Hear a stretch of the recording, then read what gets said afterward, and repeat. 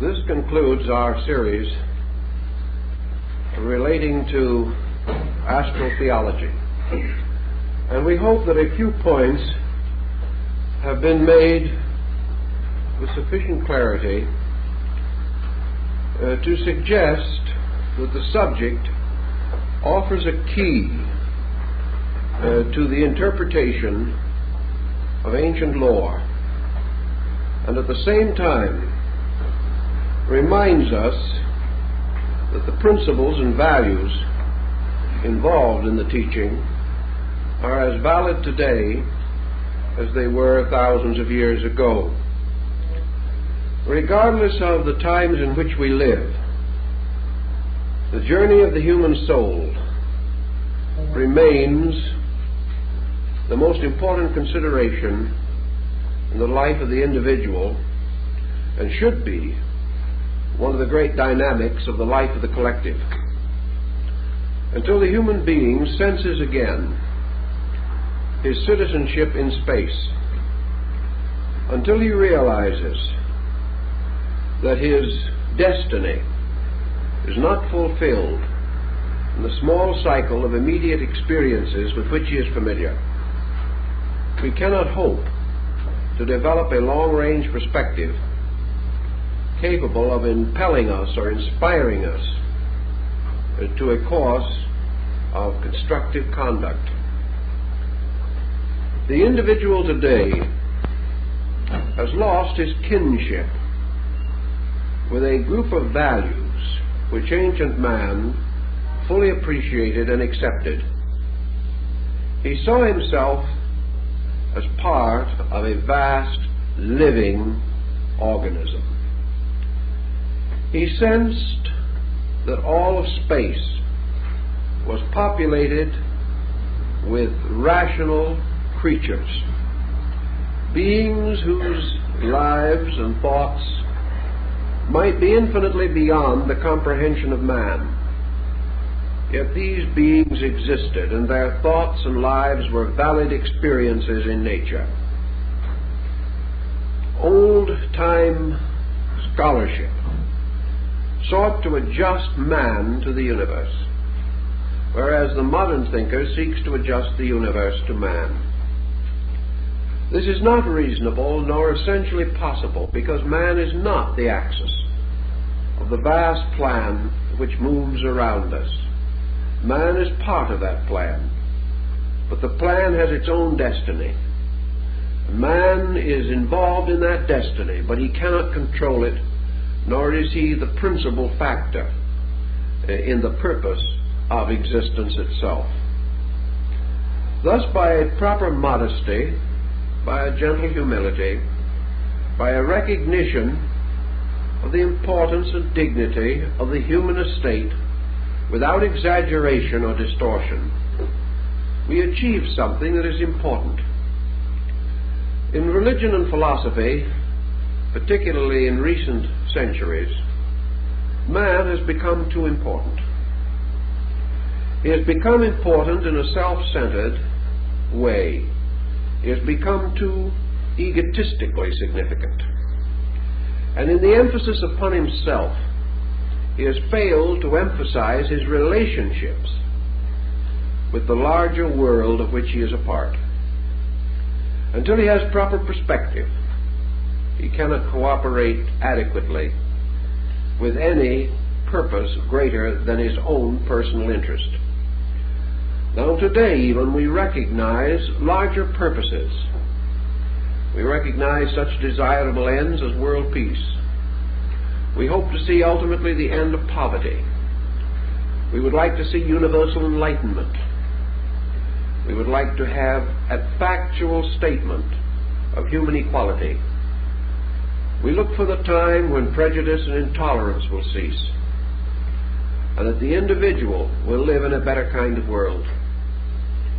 He cannot attain these ends, however, unless he becomes conscious of the machinery of progress, and unless he becomes willing to adjust his own personal desires with those larger motions by means of which collective goods of one kind or another can be recognized. realized, attained.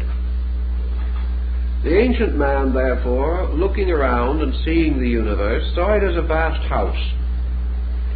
He saw it as a house in which there were many rooms, many departments. He also recognized life unfolding in this great structure as being composed of innumerable parts, no part actually more important than another. Some parts more advanced in their present growth, some more humble, some lives rudimentary, others apparently approaching the completion of their spans of growth. But these various differences were quantitative rather than qualitative. An ancient man recognized a common life which he had to respect, which he sought to understand, and which he did not wish to violate. We say, for example, that ancient man, when he hunted for food, he killed animals, but he killed them to live himself. He killed them to feed the hungry. Ancient man never killed for sport. He never killed for the joy of destroying. Ancient man also never built merely in order that he might create with his hands. He built with a dedicated purpose. The things that he did, he sought to make important through the help of his gods, through the dedication to his religion, to his faith. His every art and science was dedicated. His own life was dedicated. We may wonder then how it happens that so dedicated a people did not attain the end which they desired. That is, that they were not able, through dedication alone, to achieve the securities that we still seek. One of the reasons, perhaps, why they were unable to succeed totally was that, like all of us, they were in processes of growth. Even today, there is no such a thing as total achievement. An achievement is as of now. But the individual who attains the fullness of today will be deficient in the things of tomorrow. Progress goes on. The individual cannot, from the imperfect level of his own realizations, achieve to ultimates. He must grow and build and restore and repair. He must go on struggling towards the greater goal, which can only come through the greater unfoldment of himself. So our forebears long ago, on the plains of Babylonia or Syria, or in some ancient mountain fastness of northern Asia, looking out upon the universe, experienced first of all kinship. The universe was not strange, it was near, it was not terrible, it was tremendous, but not fear-inspiring. It was vast, but this very vastness challenged man to grow rather than to surround him with fear. And so enlightened peoples began to reach out in friendliness to the stars. They did not populate the firmament with evil beings, but with great good powers. And they sensed these good powers as forever protective and paternal. They sensed these powers as contributing continuously to the well-being of every creature that existed. And by the time Egyptian civilization had arisen, we see this universe in which we live strangely charted, mysteriously organized into planes and levels and spheres and departments. There were worlds within worlds, wheels within wheels, as in the story of Ezekiel's vision. Man saw the universe as a vast structure of evolving life and saw himself moving through this structure. One of the most difficult problems he had to face in his ancient seeking was the fulfillment of his yearning to share with life, to share with the total experience of existence. This perhaps was the beginning of mysticism. Certainly it was the beginning of man's seeking. When man went forth alone into the night to fast and to pray and to meditate, to ask the presence or ask awareness of the powers which he felt were around him and within him. Primitive man did not believe that all his deities were far above the sky. They lived in the earth and in the rocks around him. They lived in the mountains and the valleys and the trees and the waterfalls. He had this wonderful sense of the nearness of the creative agencies. We've lost this because man finds nearness only to his own kind, or to the strange, complicated world which he himself has fashioned. As a result of this lack of nearness to large things, this lack of ability to go out and simply contemplate and feel, man has become a highly neurotic creature. Some psychologists like to tell us that ancient man was also neurotic. He probably was to a degree. But had he been as neurotic as we are, it is questionable if the race could have survived. Actually, he had, as a medicine for his neurosis, so many beautiful things that we no longer have. Perhaps they were superstitions. Perhaps we feel that we have outgrown them, like the fairy tales of childhood. But whatever it is, we have lost the beautiful. We've lost the sublimity of life, and have locked ourselves in a world of routine patterns, of mediocrities, which neither satisfy the imagination nor nourish the idealism in our constitutions. How we shall understand this pattern in terms of astral theology will require a little understanding of ancient man's opinions and beliefs. Where did man come from? Well, theologies tell us and philosophies imply that man came out of a universal state. Like the old poem, he came from the everywhere into the here.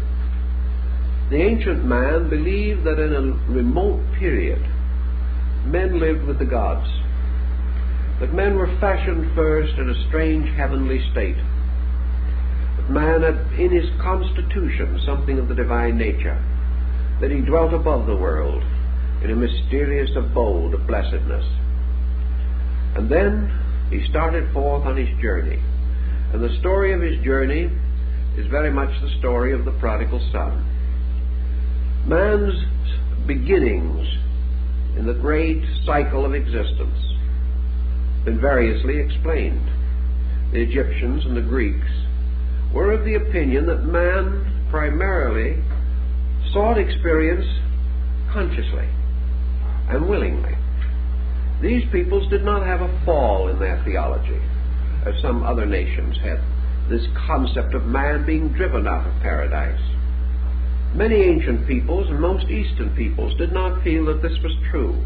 Man was not an involuntary exile, nor was he punished for original sin. Man went forth as an adventurer. He went forth to conquer the unknown, because such is the nature of man.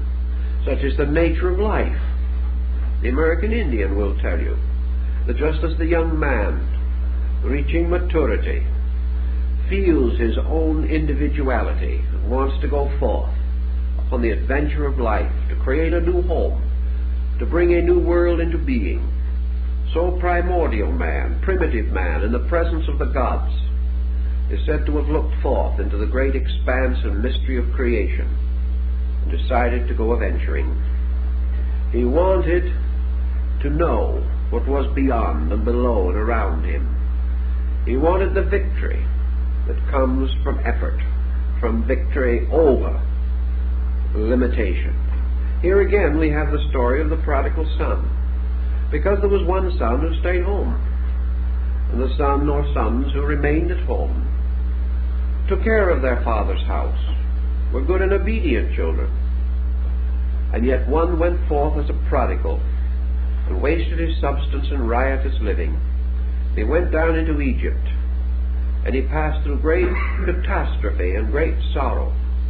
And finally he returned to his father's house, in this case as a penitent, as a repentant one. And the father was so happy at the return of his son that he caused the fatted calf to be slain to form a banquet. And when the other sons said, "Why should the one who has sinned be given all this attention, and we who have been good have had no attention?" the father, in rapturous emotion, exclaimed, "But this son was lost, and he is found again. He has been taken from us, and he has returned to us, and greater is the rejoicing because he has come back." The ancients built on that theme somewhat, with other modifications. They held that there was something more important than being happy forever. And this more important thing was to go forth and learn. And behind man's great cycle of progress and growth was not the arbitrary bolt of lightning or the flaming sword, but man's instinctive and native desire to go forth and learn. We are all learners. We are all seekers. Life is a questing after value. Life is a release into manifestation of potential strength and power. Life is man gradually gaining victory over ignorance and death and darkness. Life is a kind of game, a sublime divine game. And in this spirit, ancient man faced it. He faced it as he faced the day, fully recognizing its hazards and its dangers, but also realizing that every hazard was a potential victory. Every danger was an opportunity to be greater than circumstance. These thoughts, then, according to ancient doctrines, sent man into the great mystery of the world, sent him forth out of the state of innocence into the search for virtue, out of ignorance into the questing of wisdom, and out of a static potential into a sphere of dynamic potency which he had to conquer. So man is out conquering. He has gone forth upon the mystery of self-knowing, of understanding, of gaining all the strength in himself. Therefore, according to the Scripture, he will in the fullness of time be greater than the angels, because the angels did not go forth in this great search for self-knowing and self-becoming. But in the old ways, these various steps that were taken were not regarded as we regard them, as stupendous episodes, as great problems to be greatly considered, any more than the growth of the child was a great problem. It was taught that the child was going to grow up and be a child no more, that sometime maturity would take the place of childishness, and all growth and education and preparation were toward maturity, toward self-integration, towards complete personal acceptance of the burden of individual existence. These things were behind the Greek legends and the Hindu and Chinese legends. And so man stepped out of the mystery of the heavens into the strange circles of the spheres. He began to experiment with the problem of life existence in itself. And the first thing he had to do before he could function in any sphere or any world, he had to fashion for himself some kind of a body in that world. He could not move from one state of matter to another, or from one state of energy to another, unless he had an instrument within himself by which he could be attuned and adjusted with the new state into which he was passing. The old philosophies tell us that when man moved downward, out of his original state, he did not cast off his divinity. He simply enclosed it in a lesser condition. He put on new vestments, but the same spiritual being was within them. As man lost his contact with the heaven world, it was not because the God in him died, or that the God in him departed, but rather that it was vestured with a heavier raiment. And this raiment was derived, as the Hermetic axioms tell us, by descending through the various parts of the world. Thus in the Pymander of Hermes, we see the soul coming down through the orbits of the 7 planets, or the 5 planets and the luminaries. And as the soul entered into the state of each of these planetary cycles, the god or the keeper of the planet bestowed something upon the soul. And Saturn bestowed upon the soul prudence and gravity, but it also supplied a kind of veil or vestment which locked the consciousness, the pure spiritual life, within a garment of prudence, within a structure of abstract mind. And this structure was embryonic, it was unborn, it was untried and untested. It wrapped the individual in a potential. And as man descended into this great ring of Saturn, according to the ancients, he received the potential of abstract mind, the power to become prudent. He did not become prudent, he merely gained the power to be. And as he descended beyond this into the sphere of Jupiter, another vestment was added over, as a garment upon an undergarment.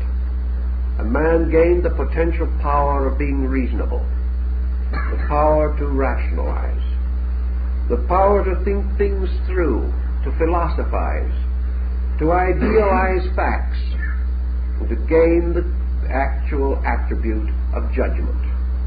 Then he went still further down, and he received another vestment over the ones that he had already gained. And this third vestment was bestowed by the spirit of Mars, and this was the vestment of courage. The individual gained the power to become brave, to have patience, perseverance, to stand under the struggle and stress of things, to bear pain, to bear reverse with fortitude, to have the courage to dare, added to the wisdom to be silent, which he had previously received. Then he went still further, and another luminous vestment was imposed upon him, and he was surrounded with a halo of light.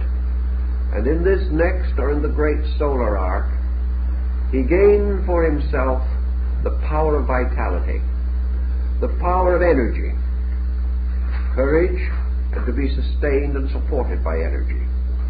Without energy, man's courage remains locked hopelessly within himself. Energy becomes necessary to courage. But he gained this mysterious thing that is said in the Bible. The breath of life was breathed into him, and he became a living thing, a living being. And his life came from the sun. And his life made him a dynamic creature, rather than merely the patient bearer of ancient mysteries. And from the sun he passed on downward still further, and he received from the guardian of the gate of Venus, he gained the mysterious power of beauty. He gained the ability to love, the ability to sacrifice with great tenderness of affection, the strange and wonderful ability to forget self in the service of the beloved. And this vestment of love was placed upon him, not as a mature instinct, but merely as a garment. And then he went still further downward into the mystery of things, and he came to the orbit of Mercury. And here was given to him skill and cunning, and the ability to use his hands, and to fashion and to fabricate things. And he was also given quickness, and according to the Greeks, wit was bestowed, so that he might bear the rest with patience. Without a certain wit, without a certain humor in his own consciousness, without a lightness from somewhere, all these problems and burdens might be too heavy for him. And then he came down into the orbit of the moon, and here imagination was bestowed. And imagination was the power that was sometime to break all the bounds and boundaries that held him, and to give him freedom and release into a larger life.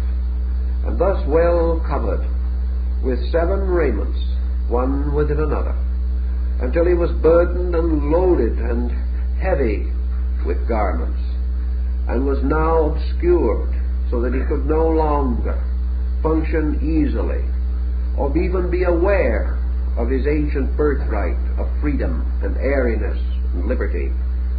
He was then, according to the Greeks, caused to fall downward into darkness, into the mystery of the sphere of generation, which is the earth. And here then he was born with the 7 vestments within himself, hidden from all sight, contained within and behind this thing which we call the body. And having entered into the sphere of generation, he became mindful of the gifts that had been given to him. He felt them moving through himself. He did not understand them, but each of these vestments was a power of his soul, a power of consciousness within him, an attribute, an aspect, an adornment given to the soul by the stars, in order that the soul might find its way back home again. And so in birth, man, heavy with the gifts of the gods, which had become a darkness upon him, a burden rather than a release, was carried by the very weight of these divine gifts into the sleep of spiritual death, which we call physical awaking. And then begins the great problem of growth.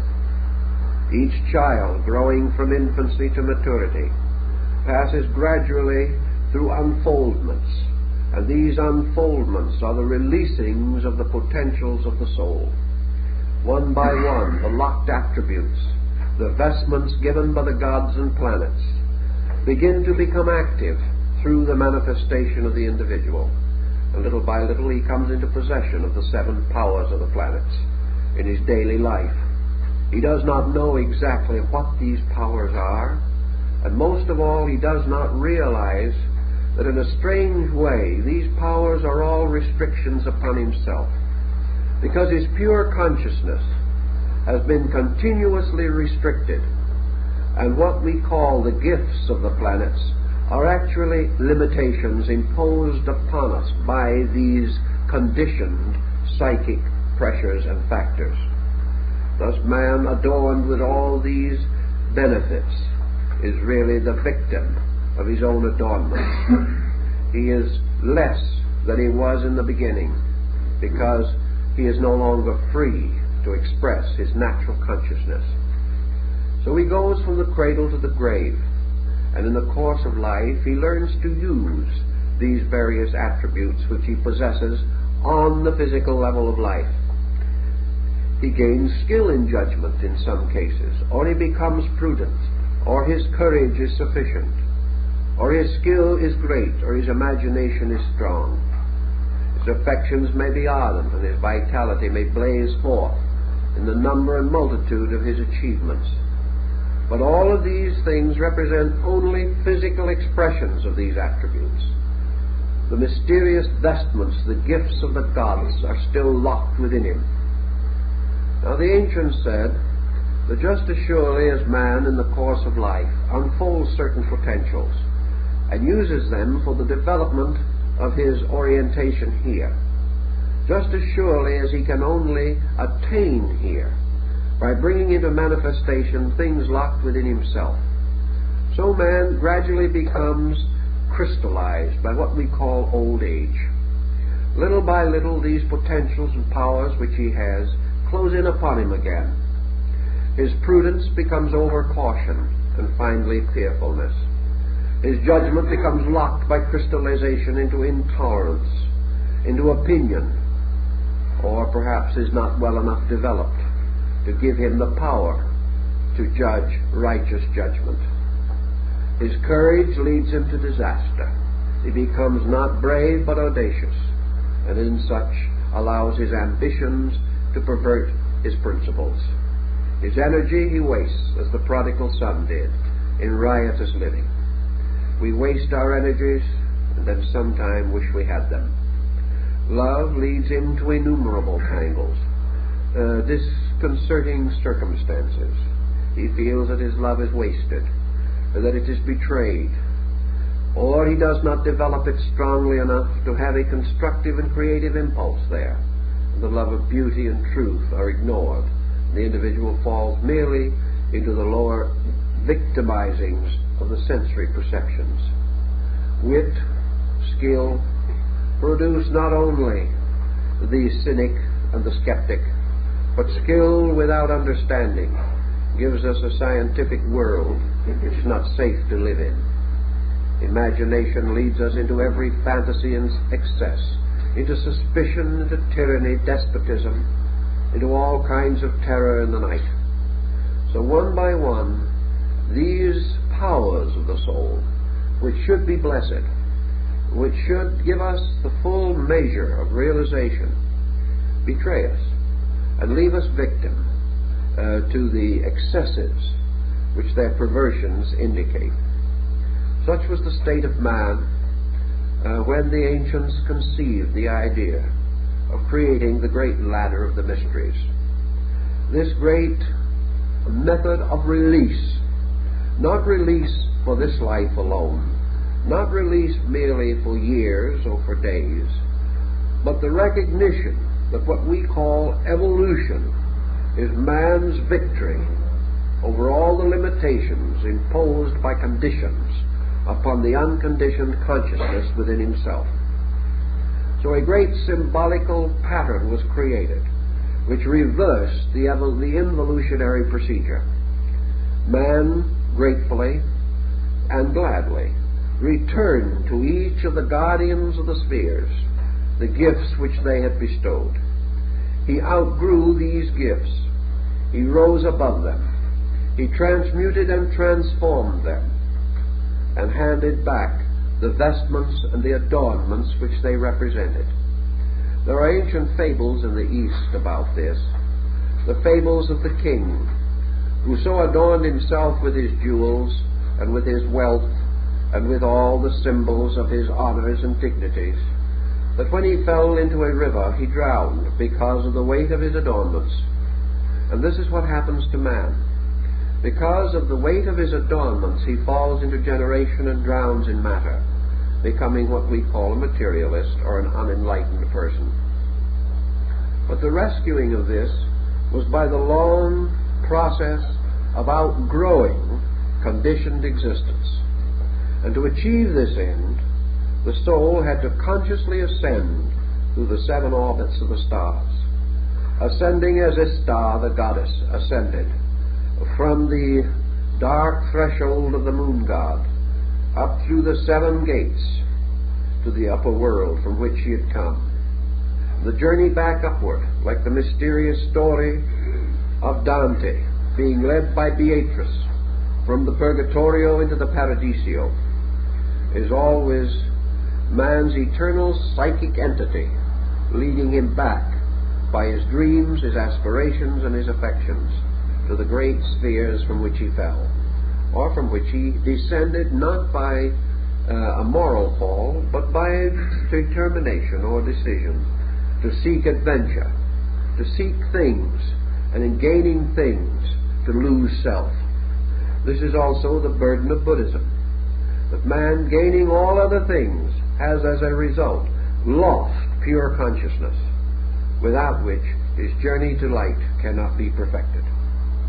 In astral theology, then, the soul first sought to escape from generation, sought to escape from the mystery of death, or perhaps to escape by death from the mystery of this world, to come back to a state in which there was no longer any worldliness in him, to draw him back again into material existence.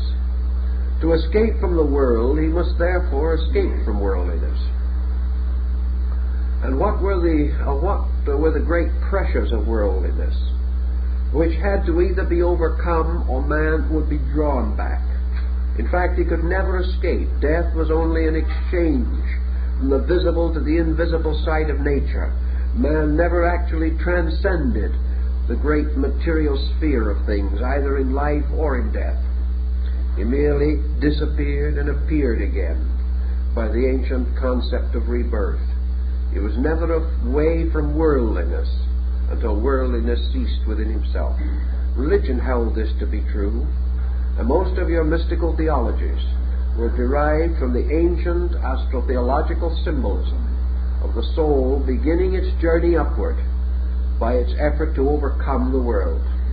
This is another meaning, of course, of the dragon slave, the individual overcoming monsters, the knight-errant going forth and rescuing the fair maiden by killing the wicked ogre, or the giant, or the monster, which had this maiden captured in his castle. The maiden, of course, is the psychic self, which must be rescued by the determination of the individual to overcome the giant of mortality or of materiality. And there is no way in which we can conquer the world. Perhaps there is a perverse psychology behind all this great belief that man could escape the world by conquering it. Perhaps the reason why we have had Genghis Khans and Hitlers and Alexanders and Caesars, Mussolinis and Stalins, is because the human soul has misread an archetypal symbolism. Man has sensed that he had to overcome the world, but because perhaps his own enlightenment was not great enough, he thought he could free himself from it by becoming master over it. He thought he could finally reach that condition in which he was free because he was a law unto himself. When he reached that security, when he bound the whole world in slavery to his purpose, then no one could contradict him, no one could deny him, no one could refuse him, no one could thwart him. Then he thought, I am free. But he never found that to be true. He found with Wolfe, at the time of the Battle of Quebec, he found that the path of glory leads but to the grave.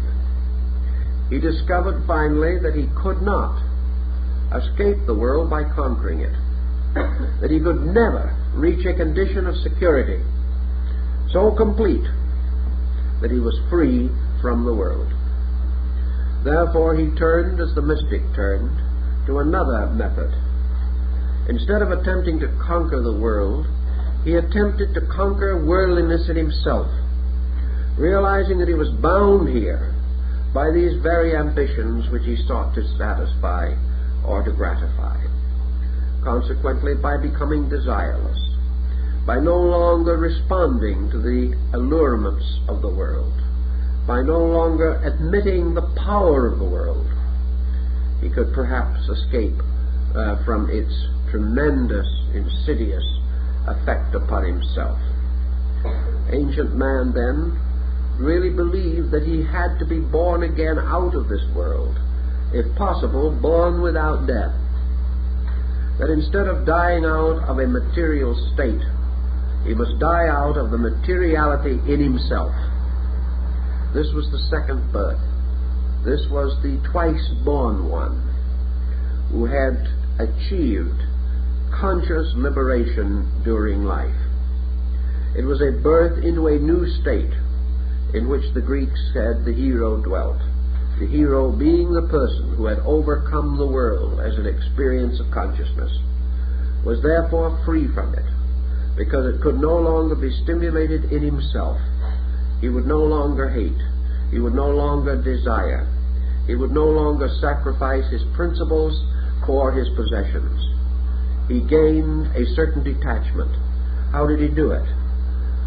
Usually by becoming internally conscious in some way of something superior to the world. He could not escape while he believed in the world.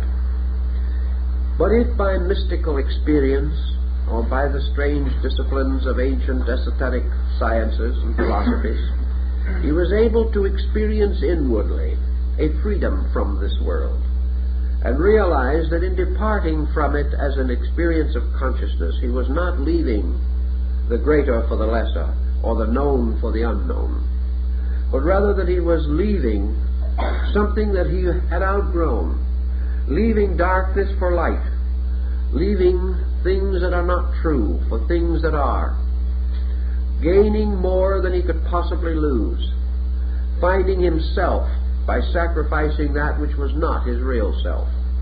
Buddhism taught this in renunciation, that the individual, through inward discipline, gradually relaxed away from the world, and having done so, he passed through the first gate of the mysteries, and was, for the beginning of his journey, a free soul, a soul-searching light. And beyond this, he then had to pass through what the ancient Indians might have called the opus. He had to pass through the levels of the planets, and he had to return to each one of these planets the garment or gift which each had bestowed to him. And the only way he could return any of these garments was to outgrow them. He could not cast them off. He had to achieve a victory over them. He had to make himself greater than they were. He had to exhaust their usefulness and their ability to hurt him. He could only, therefore, go on when he had achieved complete mastery over the mystery that was represented for the planetary gift. So when he came to the orbit of the moon on his return journey, he had to transform the potential of imagination into the full release from it, the full expression of it. He had used imagination first unwisely, then wisely, and finally he had reached a point where imagination was no longer important, where the individual exchanged his imaginings for the facts which he had discovered for the growth of his own consciousness.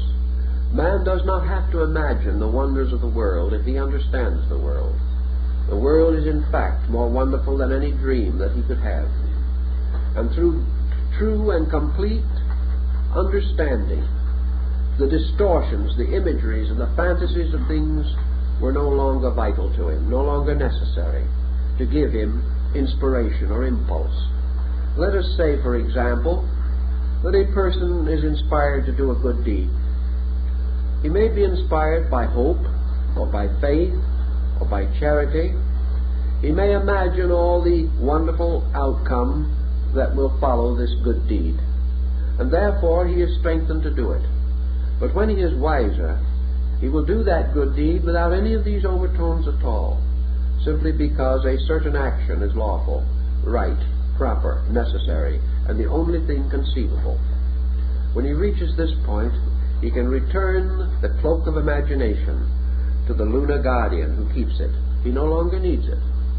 He is not deficient in anything that imagination stands for, but he has released consciousness from imagination and into fact, and the fact is more beautiful, more wonderful, and more true than anything that he could imagine. Then he goes onward to the problem of skill, and to this little humor problem that we described. He must return to Mercury, the gifts which this orbit has given to him.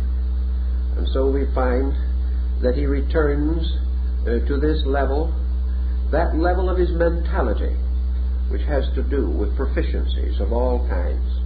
He returns the powers which Mercury has, among them the arts and sciences, because these arts and sciences were all schoolrooms in which he studied, and having mastered the lesson, he no longer needs them. Having transcended sensory perceptions, he is no longer dependent upon them. He moves inward into the archetypal soul powers, by means of which he can direct his higher destiny. So he returns to Mercury these problems. And he also returns this element of humor. For this humor is no longer necessary to the individual who values things correctly, because the moment he values them correctly, they are sufficiently satisfying and sufficiently optimistic so that the truth is more joyous than any interpretation or any jest that we can create about it. And he returns in due force and time the emotion of love and beauty to the keeper of the orbit of Venus, because he has now discovered a transformation of emotion within himself. He is no longer subject to profane affection. He has rather transformed all personal emotion into compassion, or the great spiritual attribute of love. He has gained a soul power, and it is no longer necessary for him to use the instruments of trial and error which he previously knew. He then ascends to the sphere of the sun, and here he returns his energy, because he no longer needs to do as Satan does, rush up and down the world. He no longer needs activity as we know it, because the greater activity is a psychical quality within himself, beyond dimension. Vitality is no longer necessary. In its place is a simple directive. He is no longer burdened with body building or the need of energies and vitamins to maintain himself. All these things are necessary because of his own ignorance, and as he becomes wiser, he outgrows them. He then returns also his courage to the orbit of Mars, because courage is only necessary in the presence of the unknown. When the individual recognizes the immutability of good, he needs no courage, for he knows there can be no evil thing happen to him. And he returns to the sphere of Jupiter, the judgment which it bestowed. And last of all, he returns to Saturn, its prudence.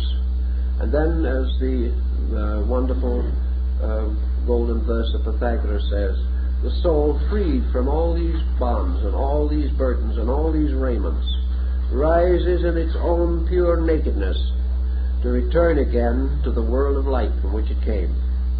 It has, however, passed through a strange experience, a strange transformation, because in the Greek philosophy the soul that descended in the childish ignorance of the unknown around it and within it. But the soul ascending has ascended by conscious, intentional victory, step by step.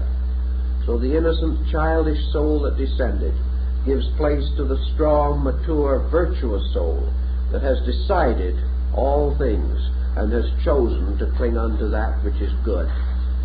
Thus the journey of the soul through the spheres gives man the power of decision. It gives him the right to choose to be right. And as a result of that, it gives him good destiny.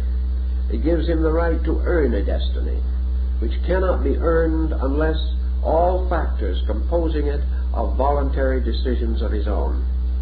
The gods could preserve man in innocence, but only man himself, given the opportunity to do both right and wrong, can achieve to the state of virtue, which is the determination to cling to that which is right.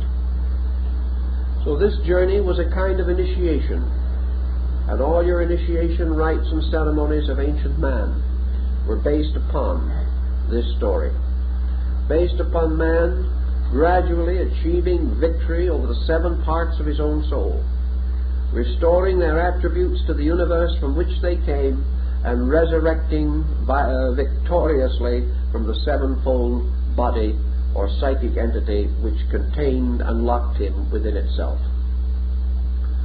Now in China we have another interesting simile, which was also well known to the ancients. Namely, every time at the service of the fortunate New Year, during the great period of the Manchurian emperors, the streets of the Forbidden City, the great wonderful road of state in Peking, was strewn with the sand of Gobi to connect the imperial city, the vermilion city of the emperor, with the temple of heaven of the fortunate New Year.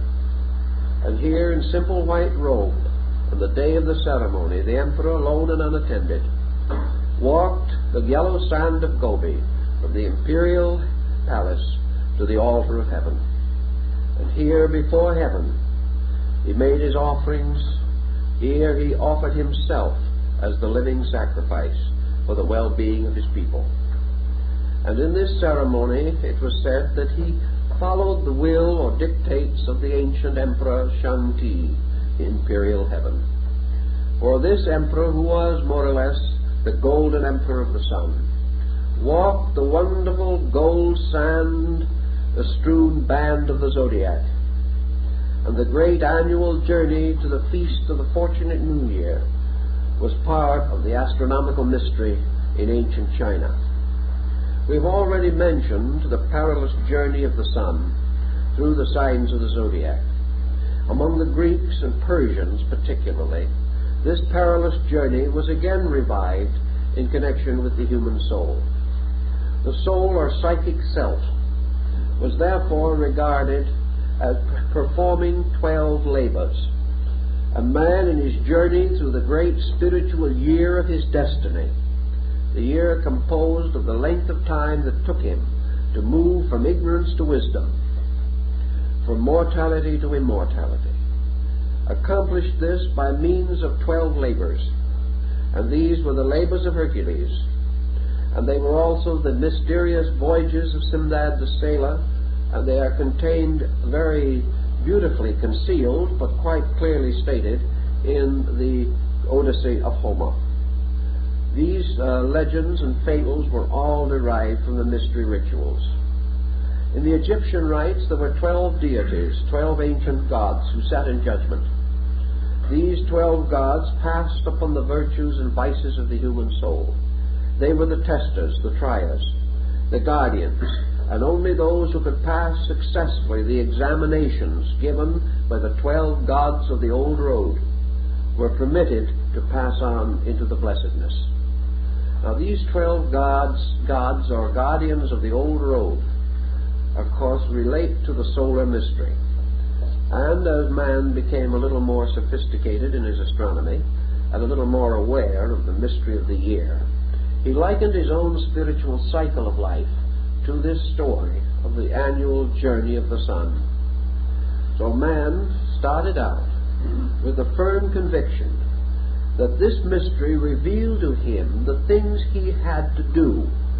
For the old question is asked again and again, what must a man do that he shall be saved? And this problem of being saved to the ancient meant that he must be worthy. Salvation comes from the same word as salary. That is, we are paid a salary. A salary to the Romans, as the word salary implies, was a payment in salt, because the Roman soldier was paid in salt, a very valuable and important and useful commodity. And the payment that he received in salt was called his salary. Now, salvation comes from the same thing. It means well salted. And it also means that those who are saved are the salt of the earth, because salt is also the most ancient thing for the preserving of food. When they didn't know what to do with it, they put it in brine. And by putting it in brine, they could keep it indefinitely. So salvation meant to be kept in salt. Now, we have hardly that idea of it anymore, but it has its useful points. Because if the salt shall lose its savor, wherewith shall it be salted?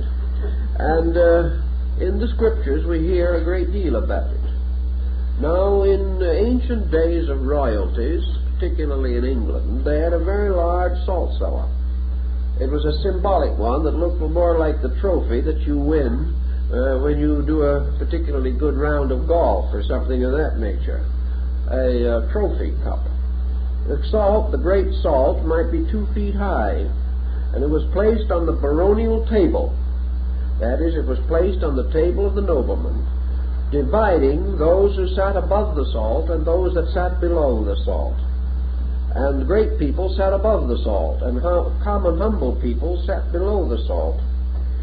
And the interesting point was that the sign of poverty was that you did not have enough salt. The salt was a luxury at one time that belonged very definitely to the great and the privileged. And those that were above the salt were supposedly the salt of the earth, although from what we can learn in English history, it wasn't always quite literally true. But here we come to this point. What must a man do to be saved? Salvation had to do with preservation. And preservation had to do with man performing certain dangerous tasks and surviving wonderfully these hazards and these tests. And in order to achieve these ends, he had to show his courage. And in your Greek legends of Hercules, you see that for various reasons, usually to satisfy some deity, the hero had to perform some peculiarly hazardous and dangerous undertaking, presumably beyond mortal accomplishment. Well, this problem is quite obvious, the attainment of even a reasonably enlightened standard of living is almost beyond human accomplishment. It is little short of a magnificent example of heroics of some kind.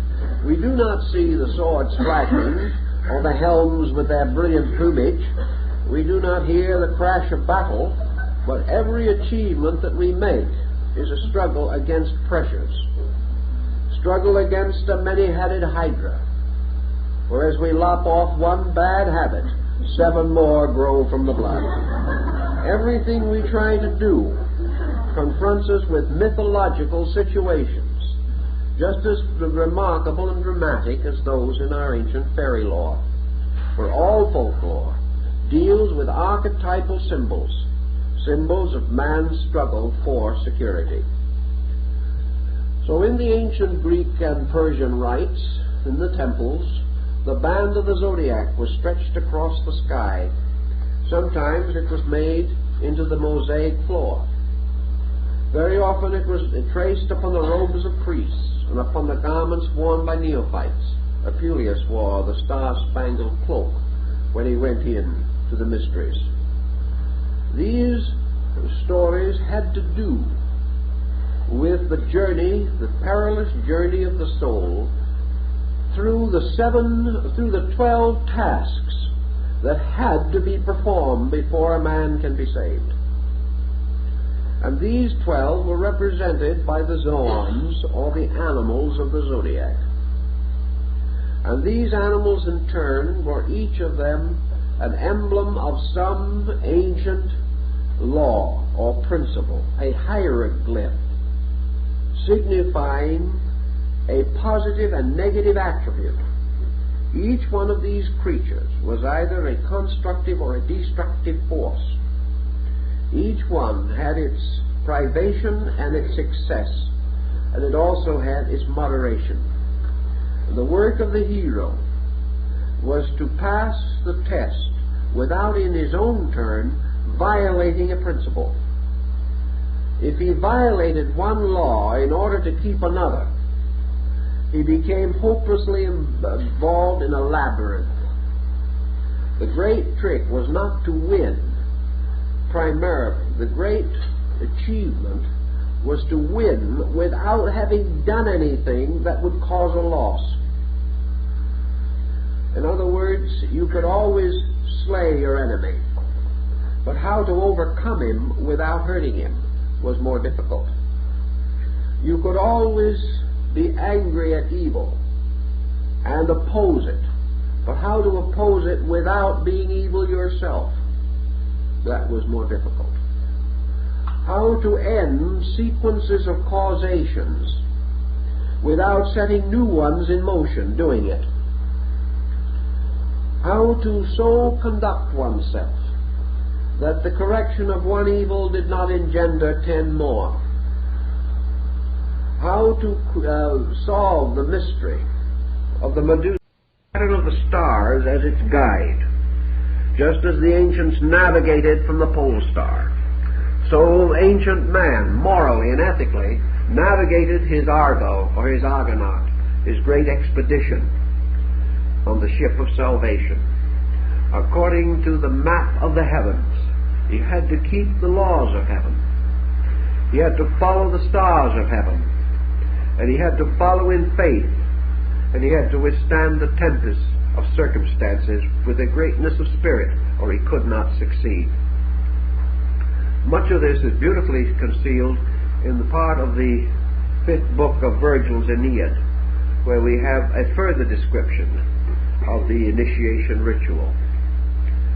So we will assume that after all these thousands of years, man still must walk the strange star-spangled road of the zodiac.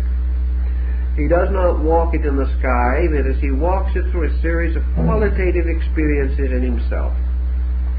So we will begin now with the sign of Aries, the ram. We've already indicated the religious significance and the great institutions of the mysteries that were created around these signs, so we will not consider them at the moment. Now, when we do think religiously of the ram, however, we think of the Lamb of God. We think of the scapegoat of Israel. We think of the offering of the ram of Ammon. We have many various meanings. The seven-horned ram of Revelation stands out, and the ancient ram's horn, which blew the covenant, we also remember, and the ram's horn trumpet of Hindel, which called to the last great war in the Nordic mysteries. This ram's horn cup, in which the Eucharist of the ancient Gothic rites was celebrated. All these tell us interesting things and remind us of the universality of symbolism. Actually, the great key, it seems to me, of Aries from the standpoint of the moral virtues of man is courage. Courage, which belonged to the planet Mars in the previous cycle, belongs also to Aries, which is the essential dignity of Mars. It is where Mars is peculiarly enthroned. So courage is the beginning of the journey. Without courage, nothing can be achieved. Ulysses has to start forth in courage. Hercules had to have courage. The seeker after truth must have courage. Now, what is the root of courage in man? What gives man courage? It's hope, imagination, dreams, convictions, or perhaps even more than these things, the great path of his people, the way of the good and the brave who have gone before. Courage is steeped in tradition. Courage comes from the authority of sacred writings. Courage comes from the inspired words of divine teachers. But man must have courage. The courage to do, to dare, to go on. So out of courage he must build and fashion his first instrument. And yet with courage he has other problems, because Aries also signifies combativeness. And here combativeness must be eliminated, because combativeness will lead to war, will lead to stress, will lead to ultimate perpetuation of the sowing of the dragon's teeth. So man must have courage without aggression. He must have strength without ambition. He must have dedication without despotism. He must have the ability to rise above obstacle without the inevitable tendency to enslave or destroy the rights of others. So the delicate test of courage rests with him. How to be strong yet kind. How to be brave yet simple. How to be great yet humble. All these mysteries play out in the conduct of human life, in which we must gradually identify this mysterious symbol of the competitive and combative animal with the Lamb of God, the symbol of purity and of truth. Thus, the animal of fire, the animal of war, the ram, also becomes the symbol of the Prince of Peace. And this is our victory, which has to be achieved within our own consciousness and experience. We must have the courage without the combativeness. We must have the dedication without the ruthlessness to carry it over the bodies of the dead. And so man must achieve without destroying. He must attain without injury. He must solve the mystery without bringing disaster upon any other living thing. Thus becomes the test, the mysterious problem which he has to solve. And when he has solved it, assuming that he does, or at least that he has solved it as far as he can at any given moment, then he passes on to the second sign of Taurus, the bull. And under the symbol of Taurus, he has that peculiar power of steadfastness. Now, steadfastness is the indomitable determination of purpose. But how can we have this steadfastness without other, less favorable aspects appearing in connection with it. How can we be steadfast and not stubborn? That is the trick.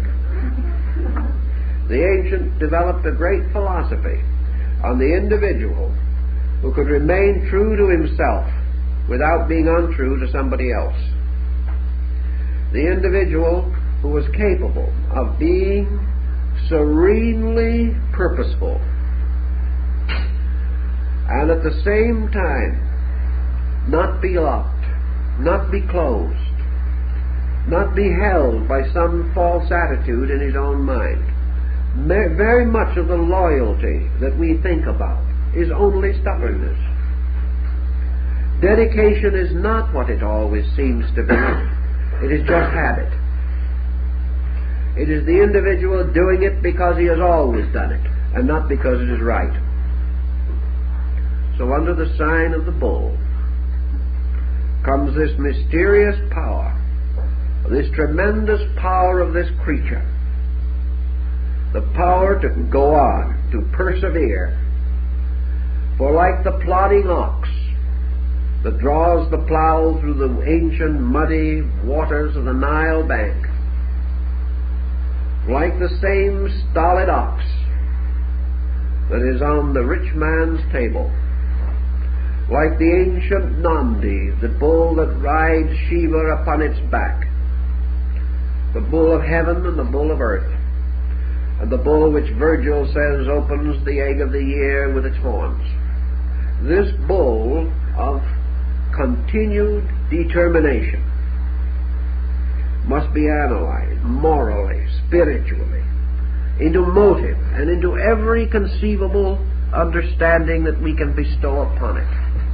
We must fight and solve the mystery of the Minotaur within its labyrinth.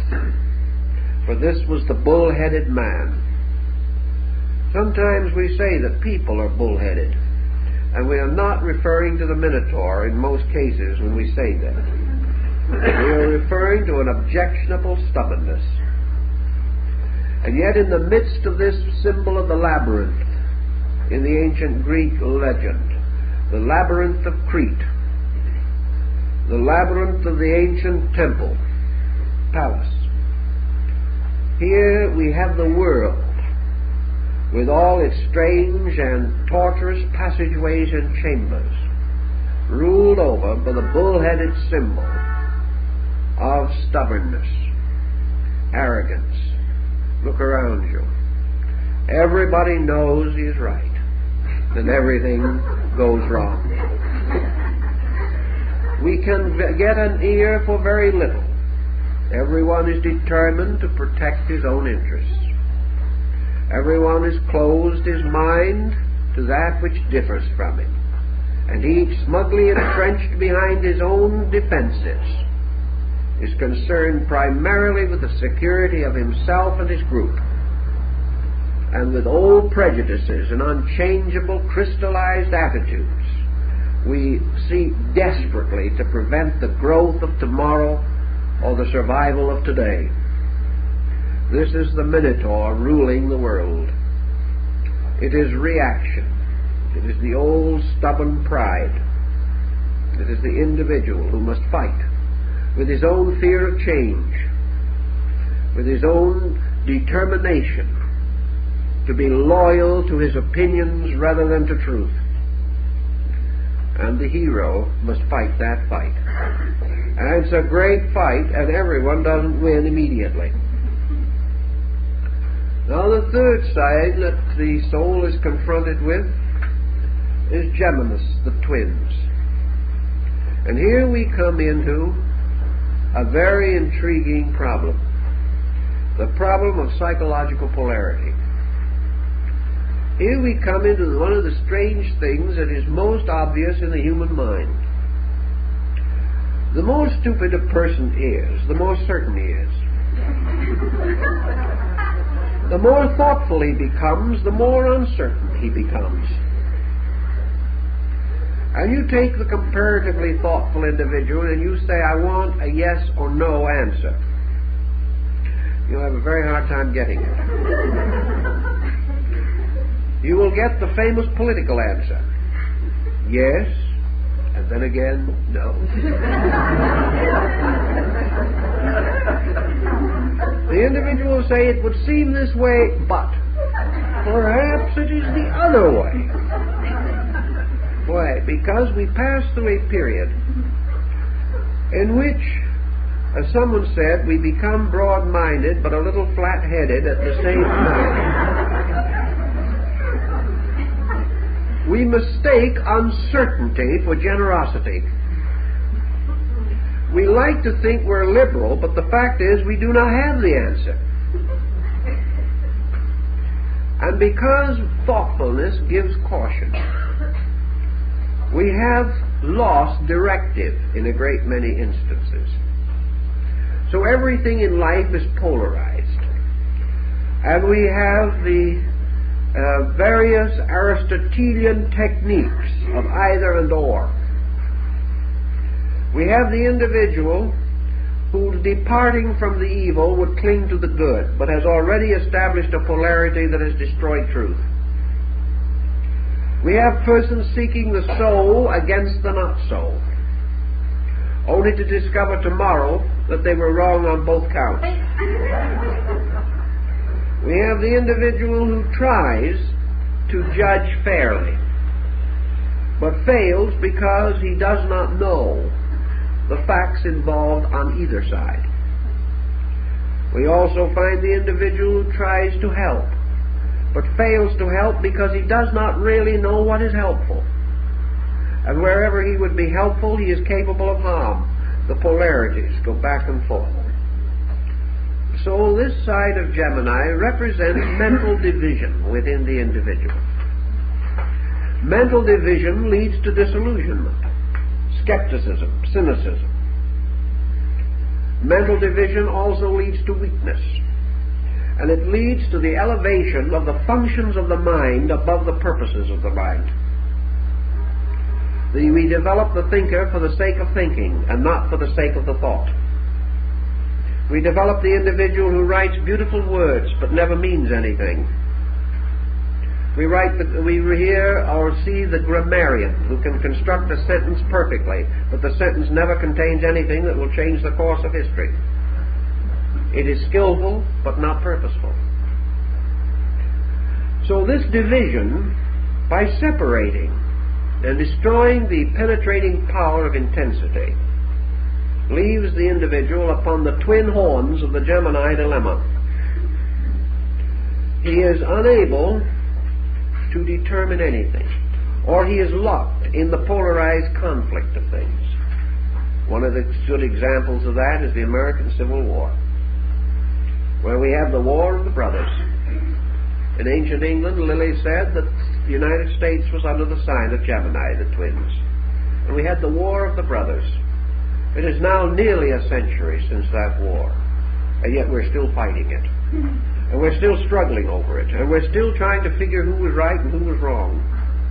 And we have a great many people who do not care who was right or who was wrong. They're on the other side, whichever it may be. We cannot let it die. So Gemini gives us another thing. It gives us this division, it intensifies prejudice, and then it never lets anything die. It keeps on fighting the war after everybody's dead. It keeps on winning the argument after everyone else has gone home. And it keeps on trying to figure out how it could have won the argument for days after it has lost the argument. Division. All this seems perhaps a little on the flighty side, but underneath it, there's a principle here. This principle of duality, which caused Pythagoras to spit upon the ground whenever the number 2 was mentioned, simply because it represented division. And wherever there is division, there is loss. That which the gods would destroy, they first divide.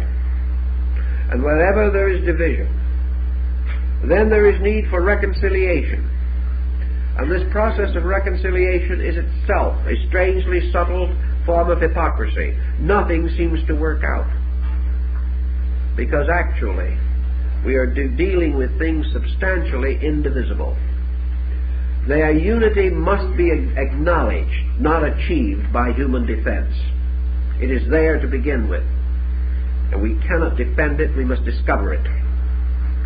There is a very peculiar problem which we have to go on to very carefully.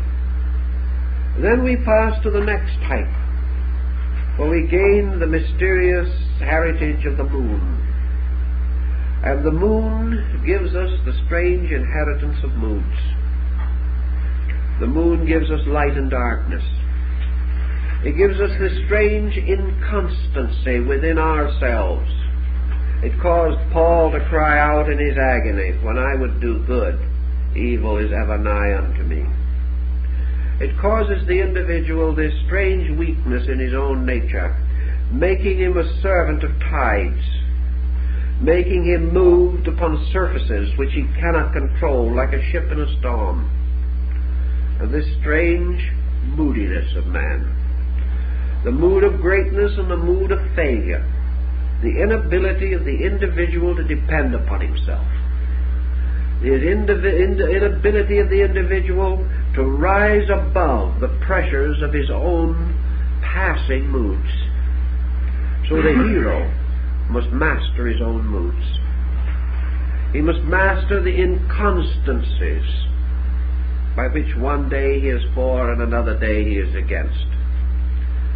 He must pass beyond those moods which weaken him in time of need, moods which mean that his total resource is not available to him at any time.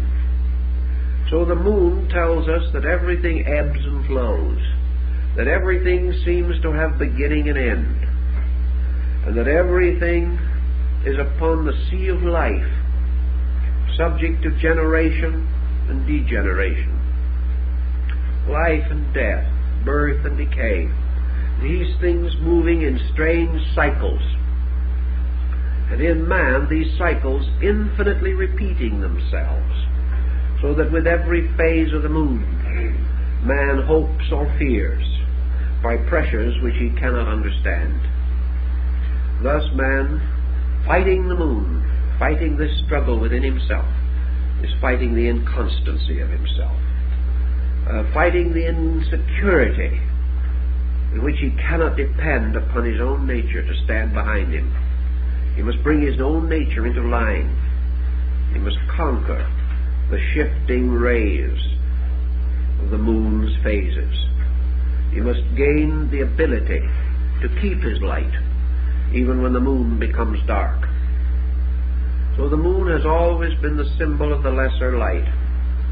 It has been the symbol of man's hope, dream, faith, one moment strong and another weak, increasing, waxing, waning.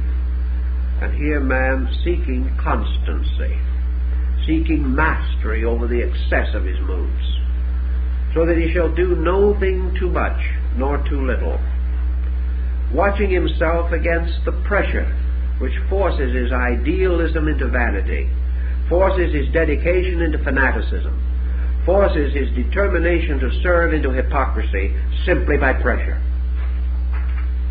Because pressure can cause an individual to say the end justifies the means.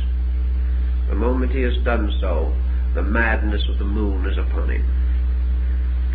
Now after this situation, he meets the next struggle, in which he must overcome the lion and perhaps clothe himself in its skin.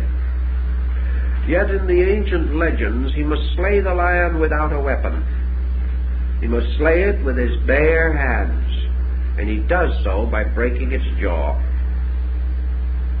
This is the story of Hercules, and also the story of Samson. Now the lion is the home of the sun. It is the sign of energy. And to overcome or conquer the lion and clothe oneself in its skin is to overcome pride, overcome power, overcome force in its every aspect.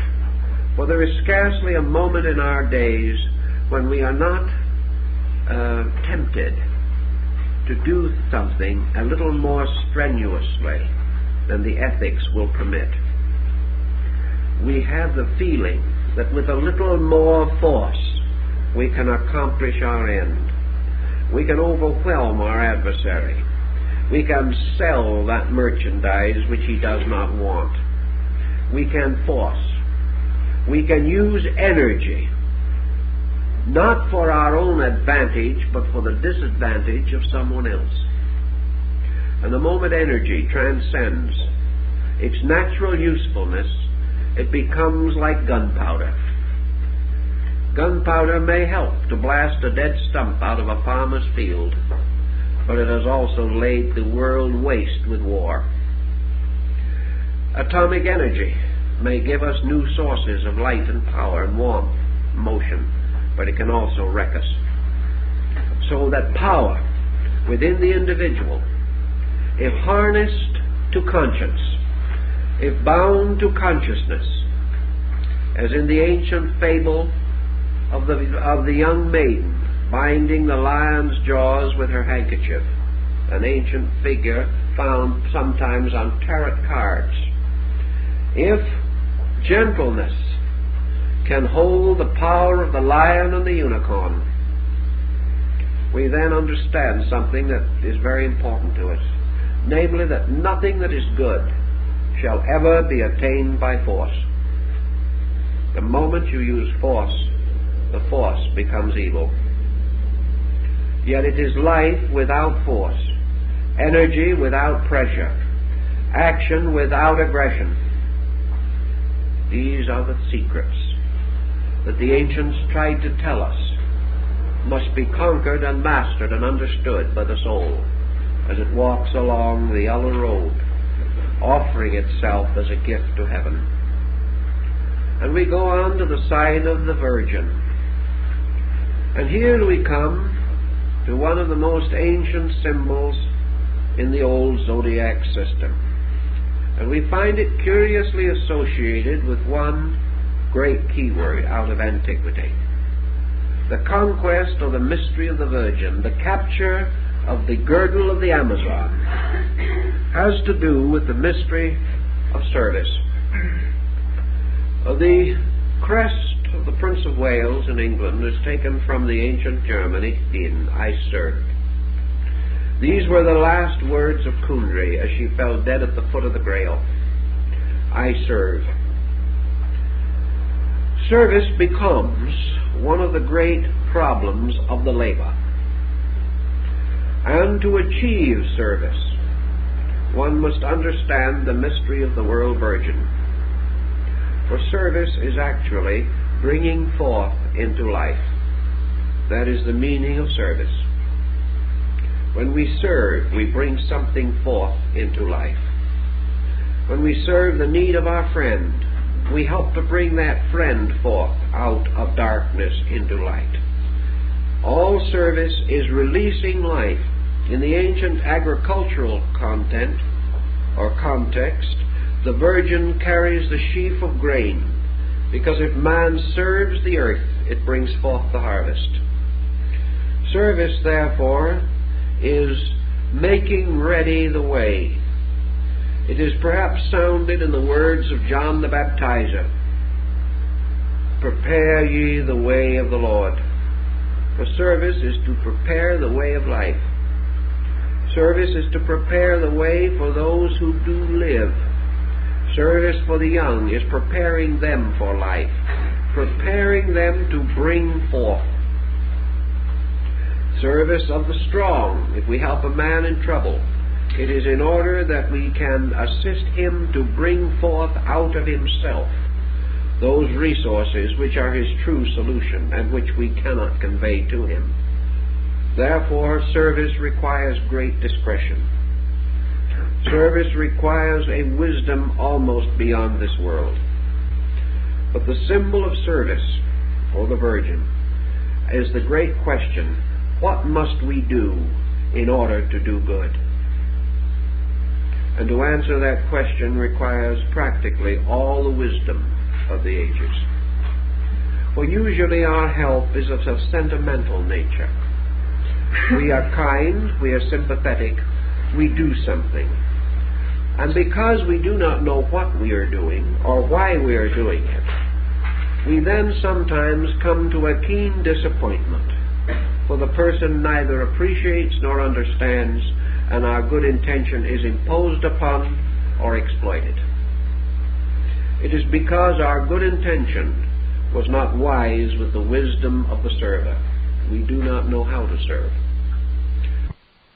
So to struggle with the problem of how to help another, and at the same time not hurt him, for that is the rule, we must never hurt, reminds us again that the only way that we can serve another person truly, perhaps, is to help him to do those things which are nearest to his own soul. Try to find out what his need is and then help him do what he wants to do rather than what we want him to do. Otherwise our service goes immediately into dogma and into despotism. But the problem of service, of sharing without hurting, of giving without impoverishing, those are the secrets of the mystery of the maiden with the sheaf of grain. And the next time we stop in the great zodiacal circle, we stand in the presence of the balance of Libra, the pair of scales tipped strangely and held by a strong angel with a blazing sword. And here man seeks the problem of equilibrium. For justice is always balance. Justice arises from fairness. Fairness arises not from a man's ability to see the two sides of a situation, because there are usually more than two sides. Justice consists in recognizing the law as it applies to all sides. Thus Pythagoras pointed out that virtue is not upon one end of the pan, one pan of the balance, and vice upon the other, and we do not weigh the living and the dead. Vice is at both ends, and balance or truth is in the center. And it is only the scale that balances that is true, and the only true part of the scale is the balance in the center. So man, searching always for survival, for truth, seeks equilibrium within his own consciousness, realizing that the moment he polarizes or unbalances, he will be unlawful. So to bring all extremes to moderation gives him justice. For justice is moderation. Justice is in no thing excess or privation. Justice is in all things truth, victorious over all error. Thus there may be 50 errors about a matter, but only one truth. And justice is to discover that truth. Man, surrounded by many factors in living, must seek always the balance, must seek always the truth that underlies all these different contending, dissenting parts. He can never know them all. He can never understand them all. He can never recognize them all. Therefore, he remains true only to the balance, keeping the equilibrium, and in all matters clinging to the law. For the law is his hope and his salvation. So by Libra he is taught that in all matters he must first of all be true to principle. And if he is true to principle, all other things will balance out. And he passes from there to the ancient sign of the scorpion, sometimes represented as a serpent and again as an eagle, the only sign which has three distinct glyphs of its own. Now they said in ancient times that the scorpion was the symbol of death. But in the old mysteries, the sign of the scorpion and the sign of Scorpio, the ninth house of Mars, the nocturnal entrance to the underworld, was always guarded by the god Hippocrates, not Hippocrates, Hippocrates, the god of silence. And he was always represented standing or seated at the front of the temple in this position, with one finger on his lips. He was the god of silence. So the sign of Scorpio in the old mystery rituals taught us the secret of silence, the most valuable noise that there is. Silence is a strange, deep darkness. But silence, while it may seem to be the mother of mysteries, is exactly and actually the firstborn of truth. For in silence and silence alone, all mysteries are solved. All soundings end in silence, and from silence came all sound. A man, in his search for reality, must not only have courage, have skill, and have understanding, but he must also have the power to be silent. For if to speak is silver, as the German proverb used to say, to be silent is golden. And this golden silence is not merely not speaking. It is a silence of quietude within consciousness. It is this actual problem of being still that we may know the mystery of the divine presence. So the sign of Scorpio has always been peculiarly associated with the mystery rituals. All rituals had to do with death. All symbolical transformations were represented by the mortuary ritual. The initiate passing into the underworld in the ritual went through the mystery of death, presumably, symbolically. For he descended, as the rite says, into the great silence. He descended into the aloneness, into the abyss of darkness. And here he must not be afraid. So silence is the gateway to internal life. And for every person who can speak wisely, there is a greater wisdom for those who can simply listen. Strangely, the power to listen is greater than the power to speak. And who listens learns. Who speaks knows only about himself. Thus, in the ancient rites, the search for silence was the ability of the person to remain eternally receptive and observant, always able to accept, and never interrupting God with his own voice. For in the mysteries, to speak is to interrupt God, but God is the infinite truth abiding in the silence. And when our speaking gets too loud, we cannot hear the voice of the infinite. So to be quiet, to be receptive, to conquer sound in our own souls, to seek silence, this is to pass this mystery of the scorpion, who becomes transformed into the serpent of wisdom and into the eagle phoenix of inspiration. Now, the ancient sign of Sagittarius was the old sign of aspiration, for it represented the old centaur who was the teacher of Archimedes. It was therefore the representative of nature. It was representative of the universe. The centaur is the universe as man's instructor. Therefore, out of the many levels and powers of the natural process come the instructions which are to serve man, and the great instructions are religion, philosophy, and science. And the centaur represents these, because he is born out of the threefold mystery of the universe, part human, part animal, and aiming his shaft at the stars. So in this particular mystery, in the search of the soul for reality, the centaur represents instruction. Now, instruction is a strange word. What shall a man learn? How shall he learn? How shall he know when he has learned? The ability to receive instruction, said Socrates, is first of all the ability to accept reproof. The individual is hypersensitive to any criticism of his own thinking, who is unable to change his own attitudes, who considers it more important to remain the same than to accept guidance, has not learned the mystery of instruction.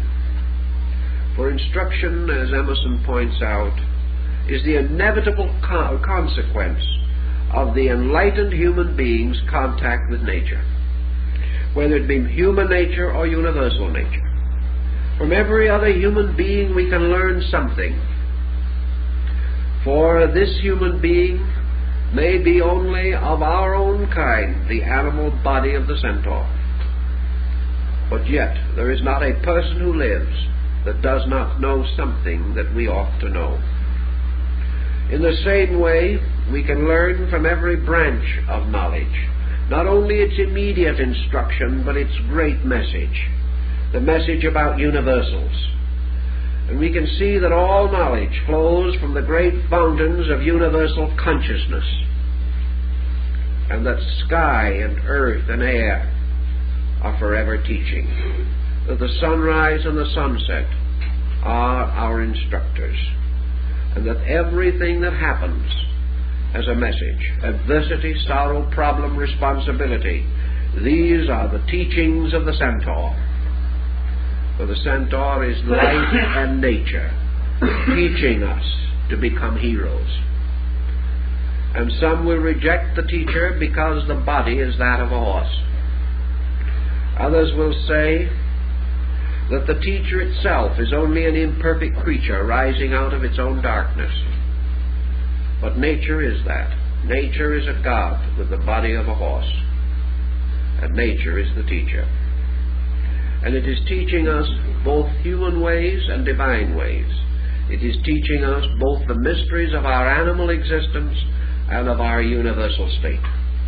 To be receptive and to recognize instruction, and to see the universal teacher in the simplest of our friends, or perhaps in our own children, is to be able to know instruction.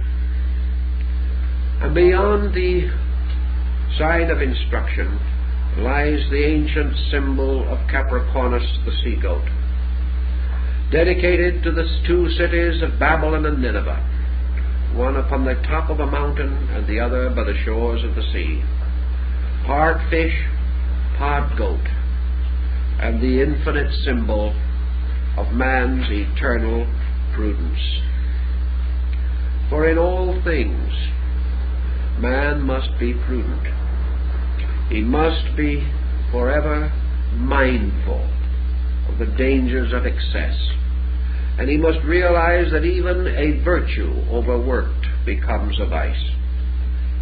He must search for temperance, which makes prudence natural and reasonable. The prudent individual is the one who neither overestimates nor underestimates, thinking that neither that he is stronger than nor weaker than himself. So prudence has about it self-analysis. And the sea-goat tells us the story of man's prudence, guarding the higher and lower parts of himself, derived partly from the sign of the mountain and partly from the sign of the valley. The sea-goat becomes the symbol of extremes, which must be bound by prudence. Man must not ascend too high, nor must he fall too low. For when someone asked Aesop what was the work of the gods, he said, the labor of the gods is that they are forever raising up the humble and are forever casting down the great. And this is the problem of prudence. Man must never rise too high. Man must never fall too low. And whatever direction he seems to extend, he must forever search again to control the consequences of excess, coming back to prudence. prudence which causes him to grow no more rapidly than he can. One of the commonest problems of imprudence in growth is the person who, overestimating his own attainments, rushes forward and takes upon himself responsibilities and duties too much for his knowledge, and then finds reverse or tragedy. Never overestimate yourself. Never underestimate your adversary. Never overestimate what you know or underestimate what you do not know. But remaining fair and honorable and prudent in all things, use what you know and improve yourself in what you do not know, and you will find a great security, a great integrity, which will enable you to live with yourself without doubt. For if you are reasonable and prudent, you have faith in the judgment of yourself. You know that you are careful, that you are thoughtful, that you are rational in your procedures. Now the 11th sign is a water-bearer, carrying upon his shoulders the canoptic jar from which pours a strange stream of electrical energy. And the symbol that this carries to the truth seeker in his effort to grow is the eternal recognition that it is the desire of the truth seeker to build better worlds and better ways for others. Therefore, this sign is curiously connected with aspiration. An aspiration is a strange quicksand. Again, man must fight the ories of illusion, for wherever there is a virtue, there is an illusion twisted around it. And as Eliphas Levi, the great French transcendentalist, said, in the beautiful pastures of the astral light, every blossom has a poisoned serpent twisted around the stem. And when you pick the flower, you are bitten by the serpent. Now, aspiration is like that. We all desire to build a better world. We desire to create this golden age we look for. We seek utopias, but we know why they have failed. We seek to bestow upon others vision which they cannot receive. We demand from others understanding which they cannot give. We find a world unsatisfactory, so we declare war against it and do nothing. We reject society because we do not endorse it. And if it fails to live up to our standard of what it should be, we curse it in our hearts. Forever, behind the thin veneer of altruism, we fall into criticism, condemnation, and strangely subtle destructiveness. And nearly all of our so-called aspiring souls have been antisocial, because they have never really understood the world they were trying to help. They have never recognized that we are all working with children. We are working with good children and not bad adults. We are working with those who cannot know more than they do. And we must build our dreams of a better world upon realities, upon things as they are, recognizing that progress is a series of slow and gentle steps, and that if we take one step wisely, we lift the world further than when we race ahead and then beckon it to follow. It cannot follow. So aspiration must be geared to abilities, our own and the abilities of others. If we aspire too greatly, we cannot live up to it ourselves, and our conscience hurts us. When we claim virtues that we cannot apply, we injure ourselves. So our claims should be more modest, and we should always aspire to the next thing, moving one step, and realizing that the great journey of life is a trip which is made up entirely of single steps. When we so understand, we are then able to bear all things with that virtue which comes under the mystery of the fishes. For in ancient times, the fish was sometimes called the symbol of the poet. And the poet, of course, is always the one who buries an empire. He is the one who writes the funeral odes to the glories of all other things.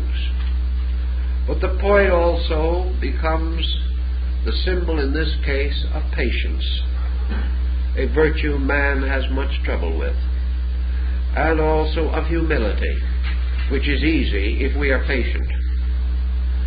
But patience, humility, and the poesy of high verse belong to this side, for its purpose, its real reason for existence, is that it teaches man the mystery of enduring. For in the sign of the fishes comes the deluge that wipes away all things, but beyond the deluge there comes a new heaven and a new earth. So the sign of the fishes is always waiting for the resurrection.